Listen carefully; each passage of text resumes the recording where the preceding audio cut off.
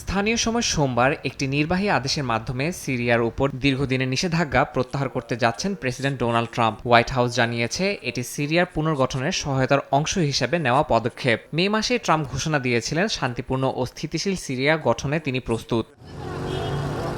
তবে সব নিষেধাজ্ঞা একসঙ্গে তুলে নিচ্ছে না ওয়াশিংটন। সিরিয়ার সাবেক প্রেসিডেন্ট বাশার আল আসাদ ও তার ঘনিষ্ঠদের ওপর নিষেধাজ্ঞা বহাল থাকবে বলে জানানো হয়েছে। একই সঙ্গে মানবাধিকার লঙ্ঘনকারী, মাদক পাচারকারী, রাসায়নিক অস্ত্রের সঙ্গে জড়িত আইএস ও ইরানের সঙ্গে সম্পৃক্ত গোষ্ঠীগুলোর ওপর নিষেধাজ্ঞা বহাল রাখার কথা জানানো হয়েছে। হোয়াইট হাউসের মুখপাত্র ক্যারোলিন লেভিট বলেছেন, প্রেসিডেন্ট ট্রাম্প প্রতিশ্রুতি দিয়েছিলেন যে মধ্যপ্রাচ্যে স্থিতিশীলতা ফেরাতে তিনি কাজ করবেন। সিরিয়ার নতুন প্রেসিডেন্ট আহমেদ আল শারার সঙ্গে বৈঠকের পর এই সিদ্ধান্তে পৌঁছান ট্রাম্প। তিনি সিরিয়ার জনগণের প্রতি সমর্থন পুনর্ব্যক্ত করেছেন। এই সিদ্ধান্ত প্রতিশ্রুতি পূরণের আরেকটি উদাহরণ বলে জানিয়েছে হোয়াইট হাউস। সিবিএস এর এক খবরে বলা হয়েছে, স্থানীয় সময় সোমবার দুপুরে নির্বাহী আদেশে স্বাক্ষর করবেন ট্রাম্প।